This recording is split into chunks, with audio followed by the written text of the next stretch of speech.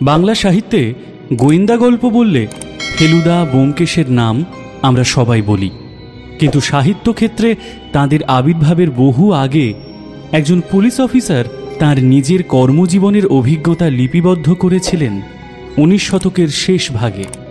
তাঁর নাম প্রিয়নাথ মুখোপাধ্যায়।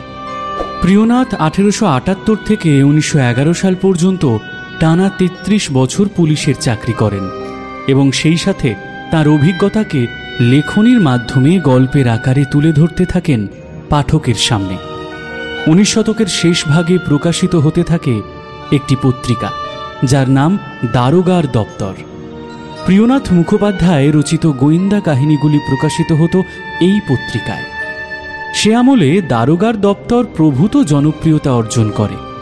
19বিংশ শতাব্দীর পুলিশি ব্যবস্থা, সেই আমলের ক্রাইম, তদন্তের পদ্ধতি সম্বন্ধে অনুসন্ধিৎসু পাঠকের মনের জিজ্ঞাসা মেটাতে পারে এই কাহিনীগুলি।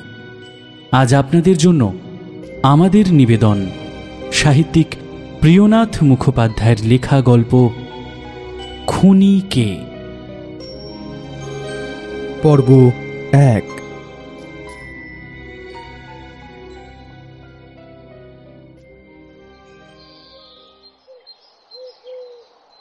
গ্রীষ্মকাল, বেলা প্রায় 6টা বাজতে চলল, তবুও রৌদ্রের উত্তাপ কমল না। গরমের ভয়ে এতক্ষণ অফিস ঘরের জানলাগুলো বন্ধ করে রেখেছিলাম। বেলা শেষ হচ্ছে দেখে একে একে সব জানলাগুলো খুলে দিলাম।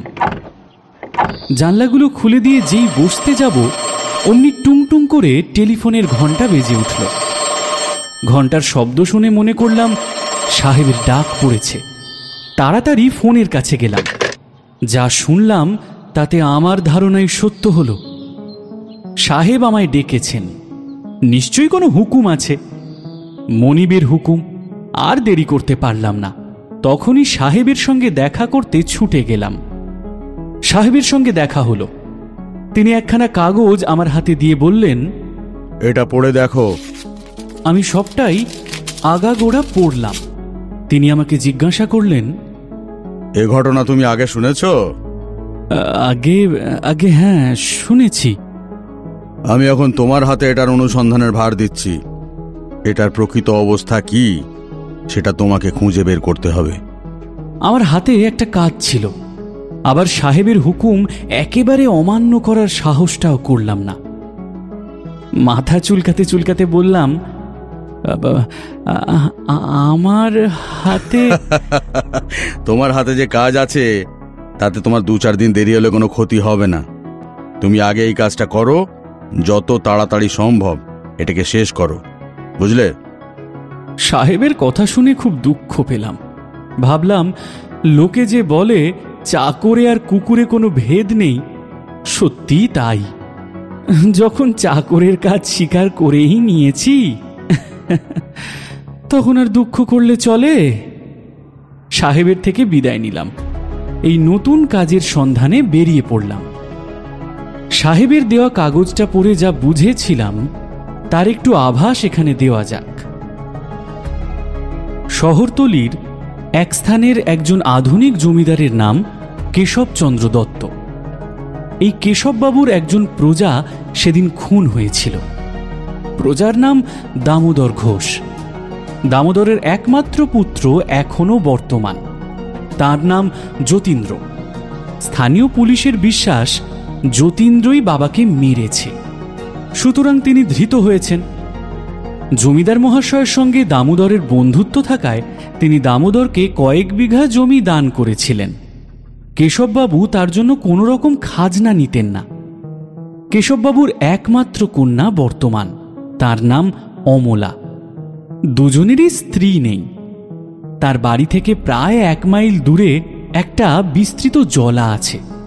দামোদর মাঝে মাঝে সেখানে পাখি শিকার করতে যেতেন। গত জ্যৈষ্ঠ মাসের 3রা তারিখে বেলা প্রায় 3টের সময় দামোদর শিকার করবার জন্য সেই জলার তীরে উপস্থিত হন। তারপর থেকে তিনি আর বাড়ি ফিরে যাননি, কিন্তু তার মৃতদেহ সেই জলার ধারেই পাওয়া যায়। খোঁজ খবর নিয়ে স্থানীয় পুলিশ 2জন সাক্ষী খুঁজে পান। তাদের একজন জমিদার মহাশয়ের চাকর আর অপরজন প্রজা। চাকরটি বলে যে, আমি আমি ওনাকে মাঠ দিয়ে বেলা 3টের কিছু আগেই যেতে দেখেছিলাম। ওনার যাওয়ার পরেই ওর ছেলে যতীন্দ্র ওকে অনুসরণ করে, কিন্তু আমার মনে তো কোনো সন্দেহ হয়নি, তাই আমি তাদেরকে আর লক্ষ্যও করিনি। প্রজাটি বলল, আগে আমি যখন সেই জলার ধার দিয়ে বাড়ি ফিরছিলাম, তখন ওই বাবাকে আর ছেলেকে না আমি ঝগড়া করতে দেখেছিলাম। কিন্তু এর বেশি সে আর কিছু বলতে পারল না। পুলিশ যখন যতীন্দ্রনাথকে গ্রেপ্তার করেছিল, তখন তিনি বলেছিলেন যে, দেখুন, আমি পুলিশের কাজে কিছুমাত্র আশ্চর্য হইনি। পুলিশ যে আমাকেই খুনি বলে গ্রেপ্তার করবে, এটা আমি আগেই জানতাম। তাকে জিজ্ঞাসা করলে তিনি গম্ভীরভাবে একবার উপর দিকে তাকালেন, তারপর মাথা নামালেন, তারপর বললেন, হ্যাঁ, যিনি খুন হয়েছেন আমি তার একমাত্র ছেলে। বাবা যেদিন খুন হন, আমি তার আগের 3 দিন বাড়িতেই তো ছিলাম না। বিশেষ একটা কাজের জন্য আমাকে কলকাতায় যেতে হয়েছিল। সোমবার সকালে আমি কলকাতা ত্যাগ করি। যখন আমি বাড়ি এসে পৌঁছাই, তখন বাবা বাড়িতে ছিলেন না। শুনলাম তিনি তখনই পাখি শিকারে গেছেন। বাবা শিকার করতে বড় ভালোবাসতেন। আমি জানতাম যে তিনি তখনই জলার ধারেই শিকার করেন। সুতরাং আমিও বাড়ি থেকে বেরোলাম। পথে আমাদের এক চাকরের সঙ্গে দেখা হয়।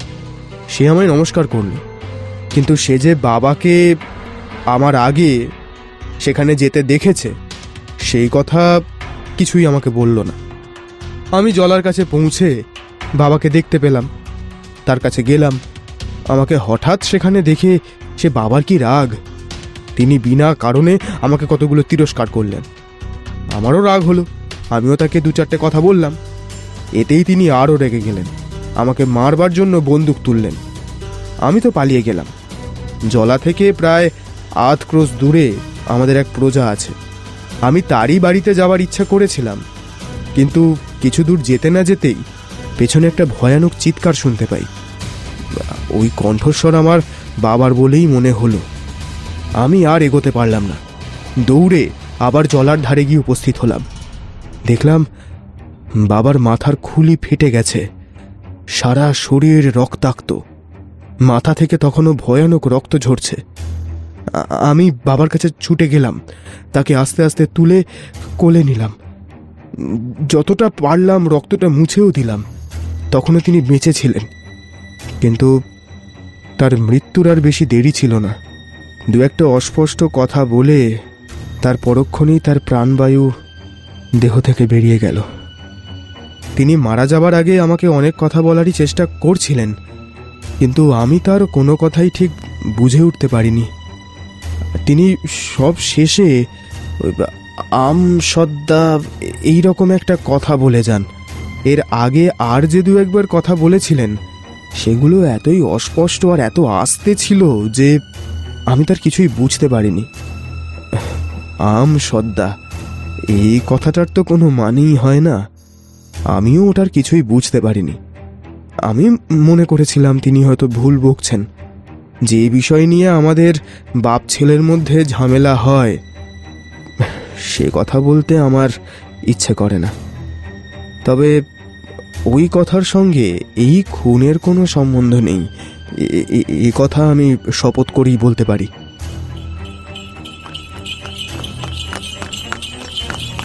যে থানার এলাকায় এই ঘটনা ঘটেছিল, আমি সেই থানায় গিয়ে উপস্থিত হলাম। গাড়ি থেকে নেমেই দারোগা লালমোহন বাবুর সঙ্গে আমার দেখা হলো। তিনি আমাদের জন্যই অপেক্ষা করছিলেন। আমাকে দেখে তিনি অত্যন্ত সন্তুষ্ট হলেন। বললেন, আরে, আপনি যে এইখানেই খোঁজ করতে আসবেন এটা আমি জানতাম। লালমোহন বাবু আমার পরিচিত। তার বয়স 26 বছরের বেশি হবে না, কিন্তু এই বয়সেই তিনি একজন বিখ্যাত দারোগা হয়েছেন। তাকে দেখতে শ্যামবর্ণ হলেও সুপুরুষ বলতেই হবে। তিনি অত্যন্ত বলিষ্ঠ এবং কার্যক্ষম। লালমোহনবাবুর কাছ থেকে এই খুনের সমস্ত বিষয়ে শুনলাম, যেটা তিনি এখনো পর্যন্ত জানতে পেরেছেন। সবকিছু শুনে সেই ঘটনার জায়গাটা পরীক্ষা করার জন্য বাইরে বেরোলাম। এমন সময় থানার দরজায় একখানা গাড়ি এসে থামল। একটি ভদ্র যুবক সেই গাড়ি থেকে নেমে এলো এবং থানার ভেতরে প্রবেশ করল। লালমোহন বাবুর কাছে এসে দাঁড়ালো। লালমোহন বাবু তাকে দেখেই বললেন, ও এই যে আপনিও এসেছেন, যাক তাহলে ভালোই হয়েছে। যুবকের বয়স 25 বছরের বেশি হবে না। তাকে দেখতে গৌরবর্ণ, পুষ্টকায়, বলিষ্ঠ এবং কার্যক্ষম। যৌবনসুলভ চপলতা তার মধ্যে দেখতে পাইনি। এ বয়সে তার ধীর ও প্রশান্ত মূর্তি দেখে আমি বেশ আশ্চর্যই হলাম। চোখে চোখ পড়তেই আমি জিজ্ঞাসা করলাম, মশাই, আপনি কি আমার সঙ্গেই দেখা করতে এসেছেন? তা আপনার নাম কি?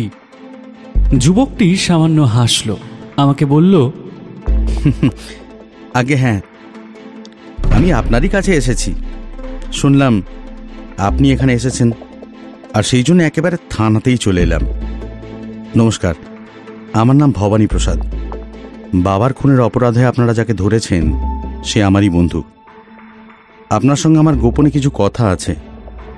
আমি শুনেছি আপনি একজন প্রসিদ্ধ গোয়েন্দা। লোকের মুখে আপনার আমি যথেষ্ট খ্যাতি শুনেছি। আমার দৃঢ় বিশ্বাস যে আপনি অবশ্যই আমার বন্ধুকে মুক্ত করতে পারবেন। ভবানী প্রসাদের মুখে সব কথা শোনার ইচ্ছে হলো। আমি ভবানী প্রসাদকে অফিসের ঘরে ডেকে নিলাম। লালমোহনও আমাদের সঙ্গে এলো। সকলে মিলে অফিসে টেবিলের চারদিকে চেয়ার এবং বেঞ্চ নিয়ে বসে পড়লাম। ভবানী প্রসাদ আমাকে বললেন, স্যার, যে লোক একদিন একটা পায়রার ছানা মরে যাওয়ায় কেঁদে ফেলেছিল, তাকে আপনারা কি করে ভাবতে পারেন যে সে তার বাবার খুন করতে পারে? আমি ঈশ্বরের নামে শপথ করে বলতে পারি যে আমি স্বচক্ষে তাকে কাঁদতে দেখেছি। স্যার, এখন আপনিই একমাত্র ভরসা। আপনি কি পারবেন না স্যার আমার বন্ধুকে মুক্ত করতে? আমি ভবানী প্রসাদের কথায় মুগ্ধ হলাম। বন্ধুর জন্য লোকে আজকাল যে এতটাও করে তা আমার বিশ্বাস ছিল না। আমি বললাম, যথাসাধ্য চেষ্টা করব, তারপর সবটাই ভগবানের হাতে। তবে আপনার বন্ধু যদি নিষ্পাপ হন তাহলে তিনি নিশ্চয়ই মুক্তি পাবেন। আচ্ছা, আপনি তো পুরো ব্যাপারটাই শুনেছেন। আপনার কি মনে হয় যে আমার বন্ধুর কি কোনো মুক্তির উপায় আছে? আপনি নিজে তাকে নির্দোষী বলে মনে করেন নাকি? সম্ভব? আমার এই কথা শুনে ভবানী প্রসাদ লালমোহনের দিকে তাকালো, তারপর বলল, দেখলেন তো স্যার, আপনি তো আমাকে একবারে হতাশ করে দিয়েছিলেন। লালমোহন আশ্চর্য হয়ে আমার দিকে তাকালো, পরে বলল, আমার বিশ্বাস উনি একটু তাড়াতাড়ি নিজের মতামত প্রকাশ করে ফেলেছেন।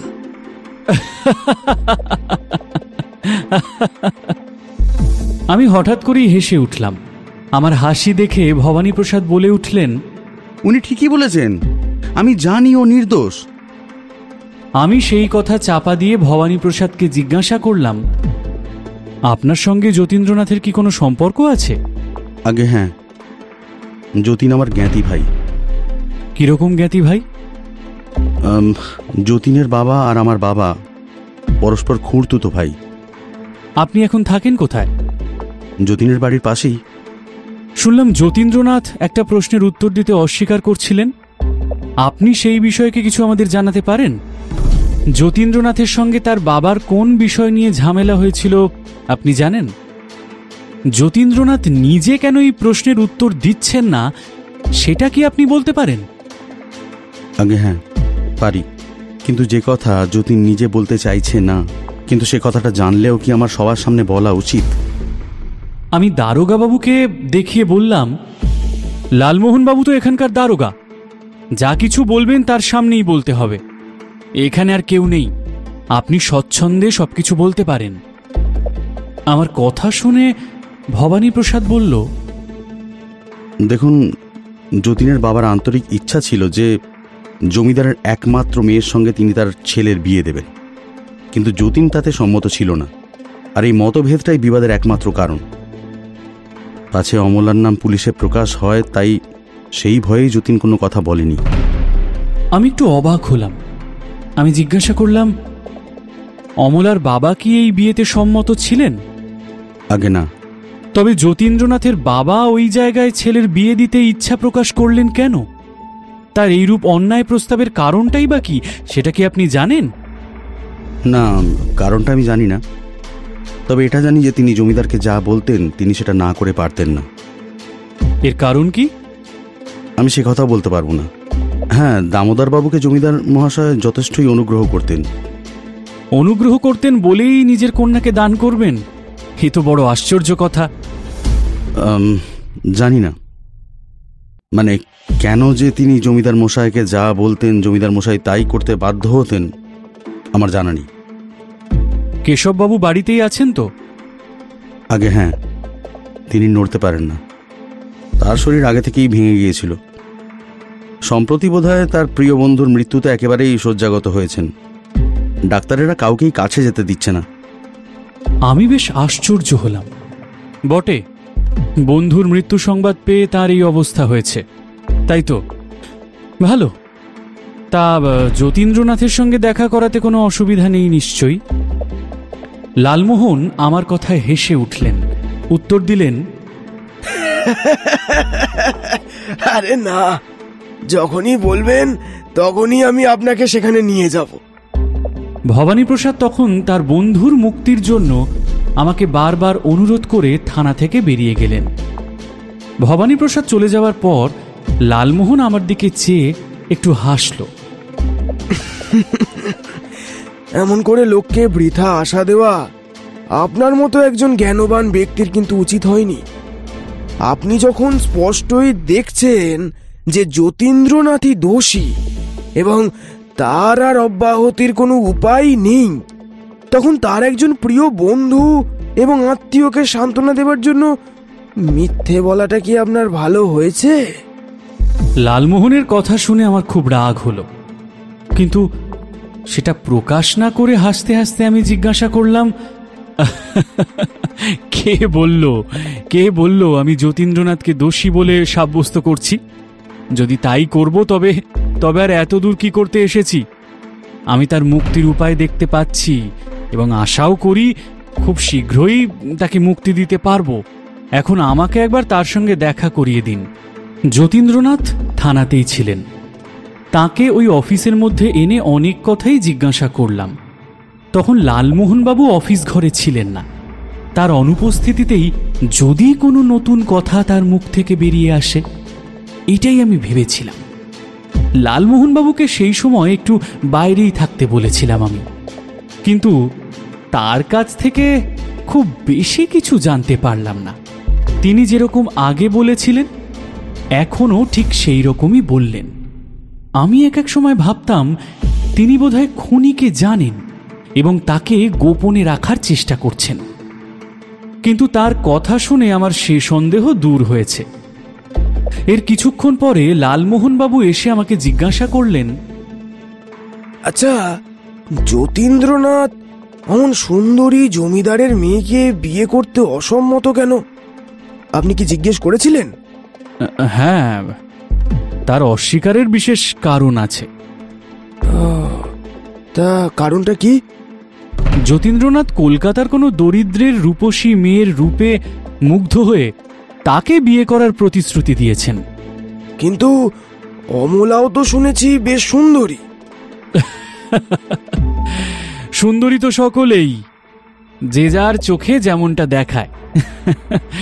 তোমার চোখে তোমার স্ত্রী যেমন সুন্দর, তেমনটা আর কারোর চোখে হতে পারবে কি? সে যাই হোক, এখন আমাকে কি করতে হবে আপনি সেটা বলুন। ডাক্তারের পোস্টমর্টমের রিপোর্টটা পেয়েছেন কি? হ্যাঁ, পেয়েছি। সেটা কোথায়? হ্যাঁ, আমার কাছেই আছে। এই বলে কাগজটা বক্সের ভেতর থেকে বার করে আমার হাতে দিলেন। ওটা পড়ে আমি বুঝতে পারলাম দামোদরের মাথার খুলির যে অংশটা ফেটে গিয়েছিল তাতে বোধহয় কোনো লোক পিছন থেকে এসে তাকে আঘাত করেছিল।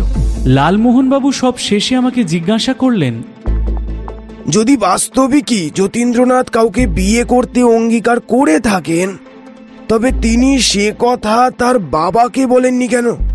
সে কথা তার বাবা জানতে পারলে তাকে বাড়ি থেকে দূর করে দিতেন। এখন আপনি কি মনে করেন যতীন্দ্র দোষী কিনা? আমার বিশ্বাস নির্দোষ। তবে দামোদরকে হত্যাই বা করলো কে? খুনি কে? সেইটি তো বিষম সমস্যা। পরের দিন বেলা 8টার পর লালমোহনকে নিয়ে জলার ধারে যাব এই মনস্থির করলাম। থানা থেকে সেই জলা বেশি দূর নয়। আকাশ মেঘ শূন্য, ঝড় বৃষ্টির কোনো সম্ভাবনা ছিল না। সুতরাং আমরা পায়ে হেঁটেই সেই জায়গায় গেলাম। অনেক সংকীর্ণ পথ, পথের দুই ধারে বিস্তৃত মাঠ। কৃষকরা কাজে ব্যস্ত, কেউ লাঙল দিচ্ছে, কেউ গাছ পুঁতছে, কেউ আবার গরুর পাল নিয়ে কোনো বড় গাছের নিচে আশ্রয় নিয়েছে।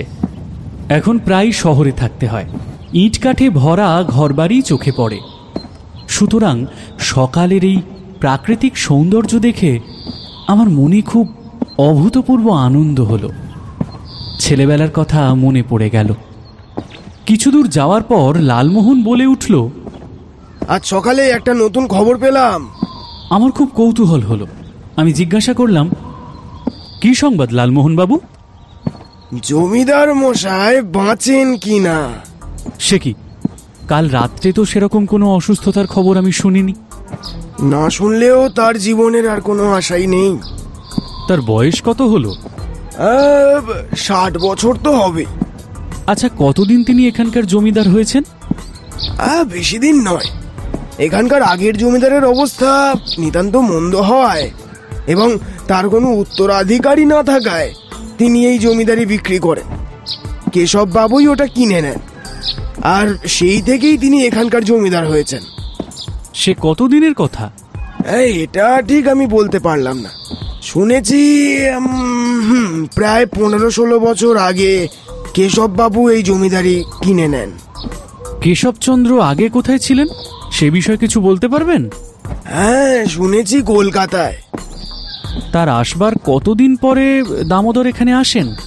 প্রায় 1 বছর পরে। আচ্ছা, তিনি বা আগে কোথায় ছিলেন? শুনেছি তিনিও কলকাতাতেই থাকতেন। কেশব বাবুর সঙ্গে তার বহুদিনের আলাপ। যখন কলকাতায় বাস করতেন তখন তিনি নাকি কেশব বাবুর অনেক উপকারও করেছিলেন। সত্যি নাকি? সেই জন্যই বোধহয় কেশববাবু দামোদরকে নিষ্কর ভূমি বাস করতে দিয়েছেন এবং অনেক বিষয়ে সাহায্যও করেছেন। আগে হ্যাঁ, কেশব বাবু এতদিন নানা প্রকারে দামোদরের উপকার করে আসছিলেন। কিন্তু আশ্চর্যের বিষয় এই যে দামোদর কেশববাবুর থেকে এত উপকার পেল, এত সাহায্য পেল, তারপরেও তার মেয়েকে নিজের ছেলের সঙ্গে বিয়ে দিতে ইচ্ছে প্রকাশ করলো।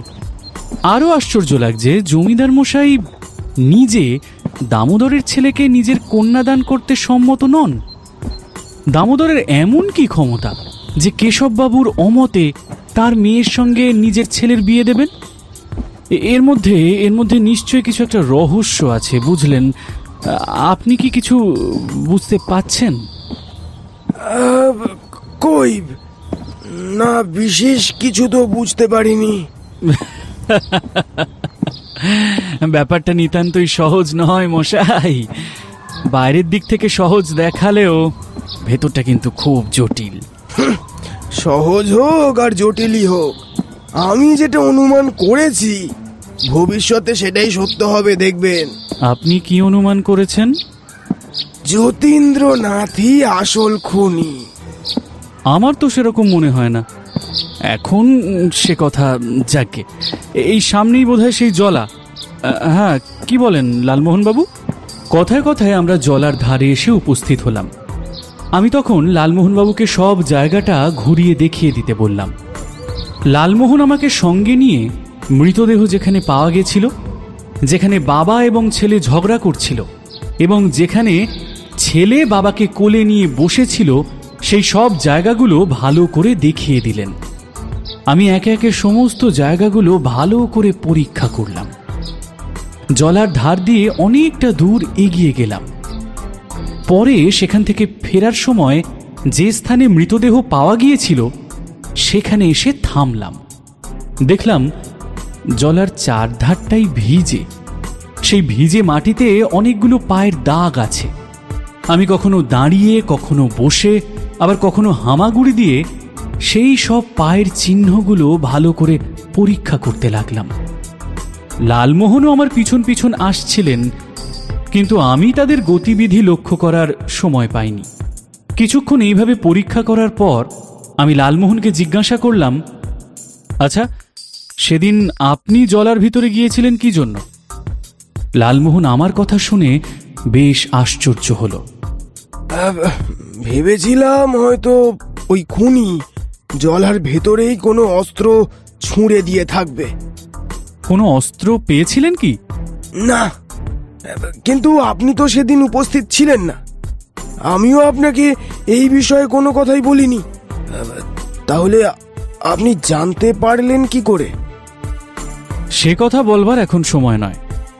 আপনার পায়ের চিহ্ন দেখে আমি কেন, সবাই এই কথা বলতে পারেন। এই দেখুন, এইগুলো যতীন্দ্রনাথের পায়ের দাগ। তিনি এখান দিয়ে যে যাতায়াত করেছিলেন তাই পায়ের দাগ দেখেই বুঝতে পারা যাচ্ছে।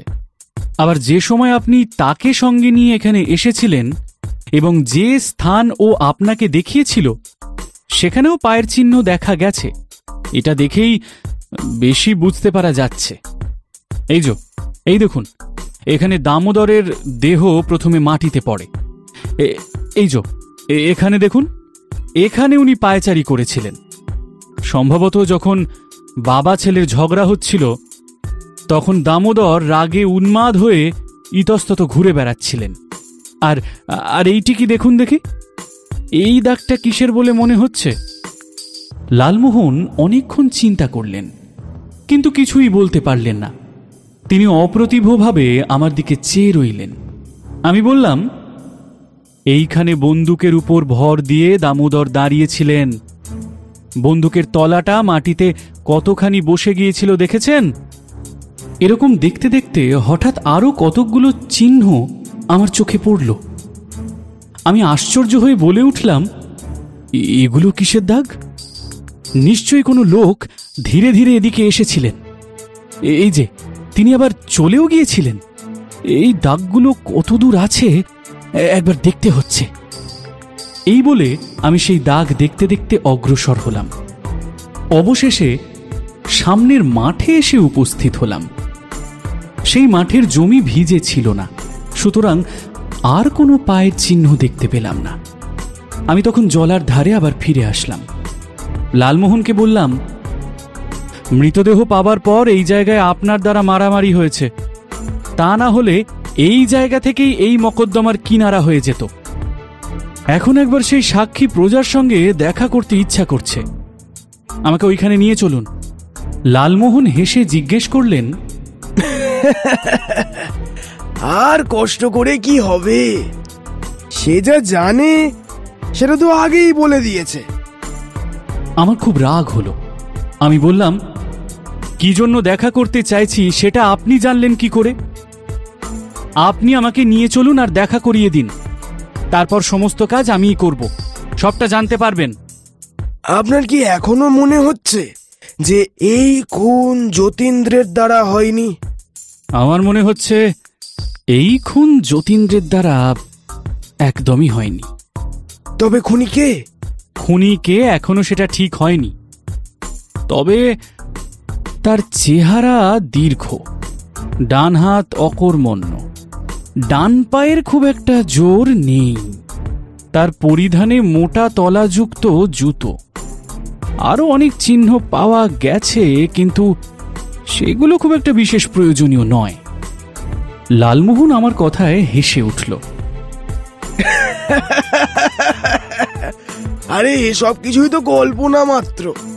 আপনি আপনার মনের মতো কাজ করেছেন, এবার আমি আমার নিয়ম মতো কাজ করছি। হয়তো আজ বিকেলেই সবটা জানতে পারবেন। আচ্ছা, তবে কি এই রহস্য ভেদ আপনি করে ফেলেছেন? নিশ্চয়ই। তাহলে খুনি কে? আমি তো তার চেহারার বর্ণনা করেছি। এই জায়গায় অনেক লোকের বাস নয়। এখানে ওই রকম লোক খুঁজে বের করা খুব একটা কষ্টকর হবে না। না না না না না, সে কাজ আমার দ্বারা হবে না। কেন? আরে লোকে আমাকে নিয়ে মজা করবে। কিসের জন্য? দেখুন, আপনি যেরকম চেহারার বর্ণনা দিলেন, সেই চেহারার লোক খুঁজে বের করতে হলে আমাকে লোকের বাড়ি বাড়ি ঘুরতে হবে তো। না পারেন আমিই দেখছি, কিন্তু পরে আমায় দোষ দেবেন না। আপনার সাহায্যের জন্যই আমি এসেছিলাম। আমার এমন ইচ্ছে নয় যে এ কাজের সুখ্যাতি আমি একাই লাভ করি। চলুন, এখন থানায় যাওয়া যাক।